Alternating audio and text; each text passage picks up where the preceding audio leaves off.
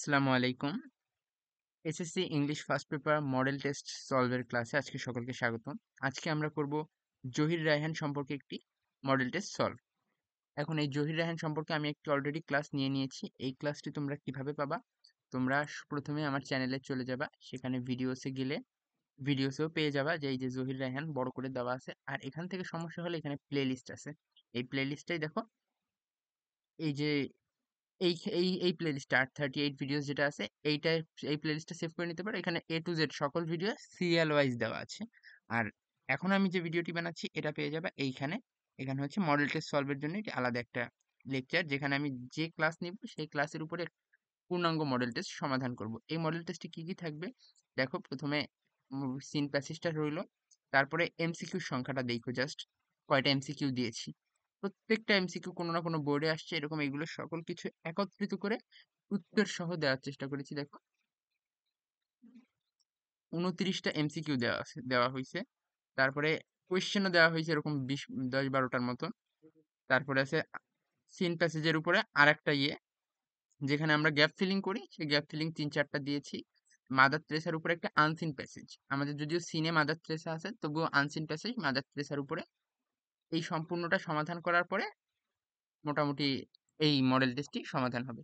তো আমরা আজ শুরু করছি।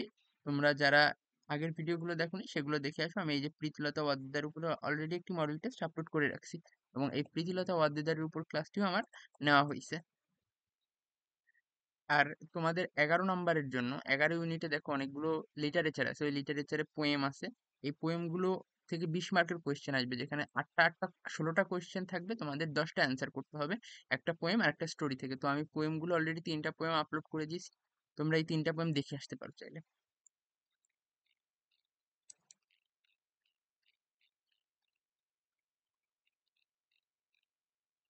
এখন আমি এটা বাংলা পড়বো না বা এটার বাংলা বুঝাই দিব না, আমি অলরেডি এটা কিন্তু বুঝাই দিছি একটা ভিডিওতে, তোমরা এই ভিডিওটা দেখে আসো।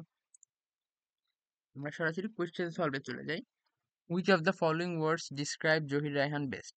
কোন শব্দটি জহির রায়হানকে খুব সুন্দরভাবে ডিসক্রাইব করে? রেভলিউশনারি, স্টপ জেনোসাইড, এটা একটা documentary. In the passage the word inception means beginning. What is the main theme of the passage? এই প্যাসেজের মূল থিম কি? অ্যাবাউট জহিরস কন্ট্রিবিউশন, জহির রায়হান মুক্তিযুদ্ধে যে অবদান রেখেছে সেটা। Zahir Raihan took part in liberation, তিনি মুক্তিযুদ্ধে অংশগ্রহণ করেছেন। The film Jibon Theke Neya is a symbol of revolt against autocratic government. Autocratic মানে কি? স্বৈরাচারী গভর্নমেন্ট, সরকারের বিরুদ্ধে একটি কি অস্ত্র হিসাবে কাজ করেছে এই যে জীবন থেকে নেয়া এই ছবিটা। Jibon Theke Neya is based on the language movement, ভাষা আন্দোলনের উপর ভিত্তি করে এটি তৈরি করা হয়েছিল। The word autocratic means dictatorial, মানে হচ্ছে স্বৈরাচারী। What does the expression freedom of speech, freedom of speech কি মানে? বাক বাক স্বাধীনতা। Right to voice one's opinion publicly, কোনো ভয় ভীতি ছাড়া যে কোনো মানুষের মতামত বলতে পারা কি ফ্রিডম অফ স্পিচ বলে। Jibon Theke Neya was a critically acclaimed film. Zahir Raihan was born in Feni, ফেনীতে জন্মগ্রহণ করেন। He is a famous film maker. Shahidullah Kaiser was his brother, যে যাকে খুন করে ফেলা হয়েছিল পাকিস্তানি বাহিনী দ্বারা। The historical film mentioned in the passage bear testimony to Zahir Raihan's patriotic feeling, তার যে দেশপ্রেম সেই দেশপ্রেম তুলে ধরে। Which of the following has the closest meaning of the word atrocity used in cruelty, মানে নৃশংসতা বোঝাতে ব্যবহার করা হয়েছে? Zahir wished for a Bangladesh, wish for a free Bangladesh মানে কি স্বাধীন বাংলাদেশের একটা স্বপ্ন দেখতো সে। জহির ওয়াজ ইমপ্রিজন বিকজ, তিনি কারাগারে ছিলেন কারণ কি তিনি ভাষা আন্দোলনে অংশগ্রহণ করেছিলেন। What does the expression created was sentiment, মানে কি তিনি কি মানে বহির্বিশ্বের সমর্থন আদায় করার জন্যই তো কাজ করতেন, তাই না? এটা কি বোঝানো হয়েছে যে to get support of the people of the world for freedom, স্বাধীনতার জন্য সে অন্য দেশের থেকে মতামত গ্যাদার করতো। And it's a pity that this dreamer was missing at such a time when his dream come true. What does his dream come true significantly, মানে তার কোন স্বপ্নটি সত্যি হয়েছে, যেটা হচ্ছে বাংলাদেশকে স্বাধীন দেখার, বাংলাদেশ বিকাম ইন্ডিপেন্ডেন্ট, এটা দেখার আগেই সে মারা গেছে। As a film maker Zahir Raihan was endowed with aesthetic talent, তার সে অনেক মানে সে ট্যালেন্টে ভরপুর ছিল।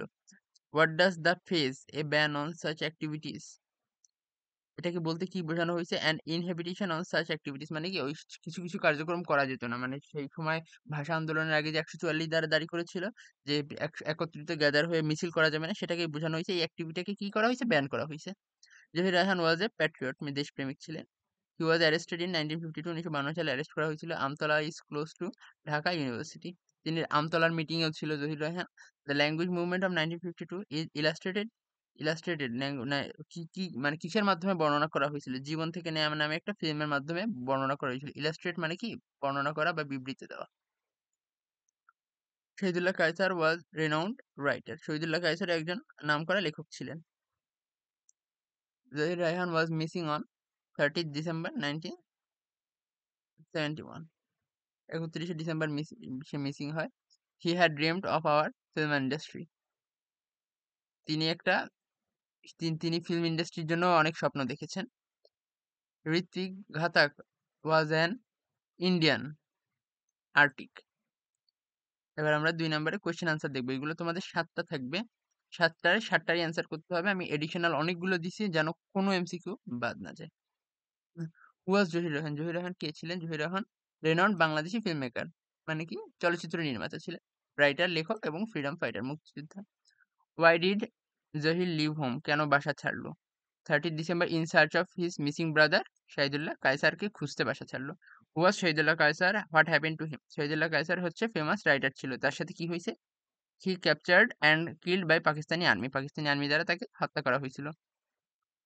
What was the effect of stop genocide, stop জেনোসাইডের ইফেক্ট কি ছিল? Created global awareness and support for Bangladeshi liberation war. Where did Zahir contribute all his earnings, তার সকল ইনকাম সে কোথায় কন্ট্রিবিউট করছে? সে donated all his earnings from Jibon Theke Neya to the freedom fighter ট্রাস্টে ডোনেট করছে, সব দান করছে। How did Zahir Raihan participate in language movement, 1952 সালে ভাষা আন্দোলনে সে কিভাবে অংশগ্রহণ করেছিলেন? He joined the protest position, মানে সে মিছিলে অংশগ্রহণ করেন 1952, অ্যান্ড তারপরে তাকে অ্যারেস্ট করা হয়। He was arrested. How was he as a film director, সে কিভাবে একজন ছবি নির্মাতা হলেন? He was a visionary director who use films to portray political and social issues, especially the struggle of freedom. How did Zohir Rayhan get appreciation from the critics? ক্রিটিক্সদের দ্বারা সে কিভাবে প্রশংসা পেল? Renowned filmmakers like Satyajit Ray, Mrinan Sen and Ritik Ghatak praised his জীবন থেকে নেয়া, এই জীবন থেকে নেয়া ছবির জন্যই সে প্রশংসা পাইছে এই সকল পরিচালকদের দ্বারা। What happened on 30th December, 1971 সালের 30 ডিসেম্বর কি হয়েছে? সে মিরপুরে গেছে তার ভাইকে খুঁজতে, তবে সে আর ফিরে আসেনি। From your reading of the passage, how do you evaluate Zohir Rayhan as the golden son of Bangladesh? বাংলাদেশের কিভাবে সোনার সন্তান হয়, এই উপরের প্যাসেজ দ্বারা তুমি কিভাবে এটি তুলে ধরবা?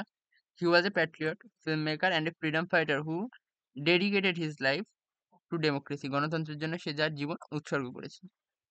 What do you know about the demise of Zohir Rayhan? Zahir Raihan সম্পর্কে কি জানো? He went missing on 30th December 1971.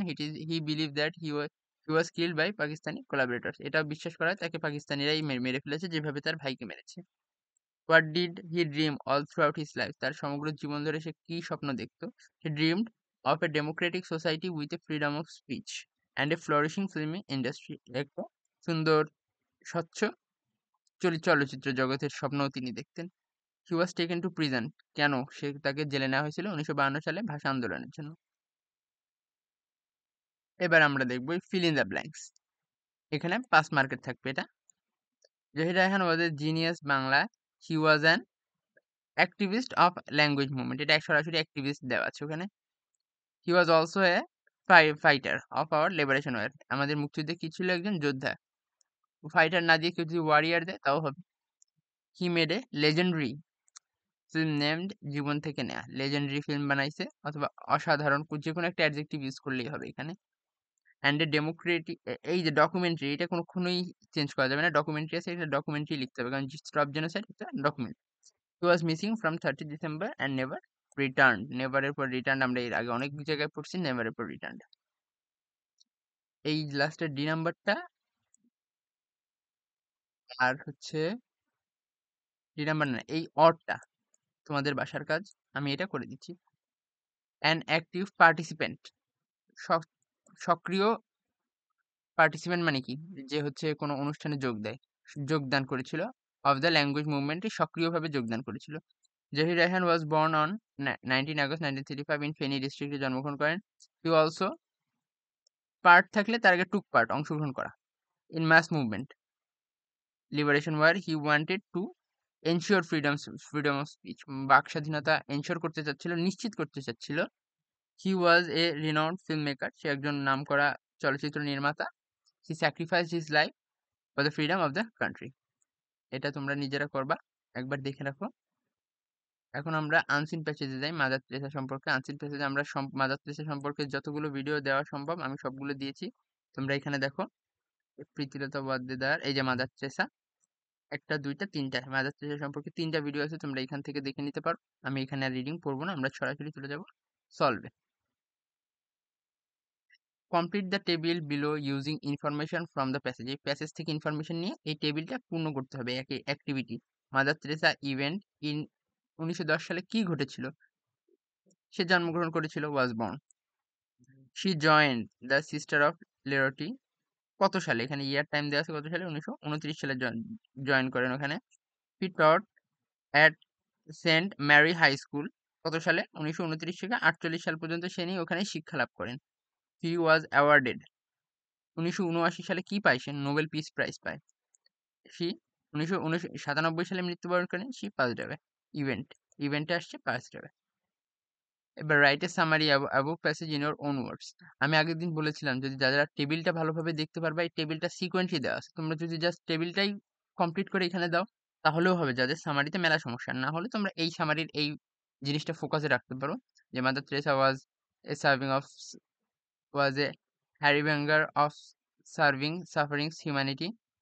She felt a divine call for serving suffering humanity at an early age, and so she joined the Sisters of Charity at her 19, 19 বছর বয়সে তিনি ওখানে join করেন। দেখছো, একেবারে যেভাবে টেবিল থেকে table আছে সেই টেবিলটা সরাসরি কমপ্লিট করে দিলেই হয়ে যাবে।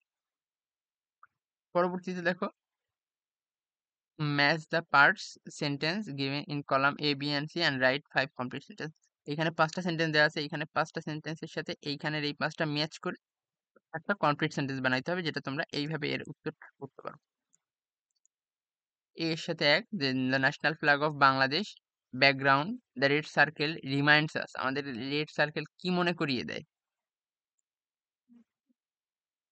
Of the birth of new sun, red circle আমাদের মনে করিয়ে দেয় নতুন সূর্যের উদয়কে।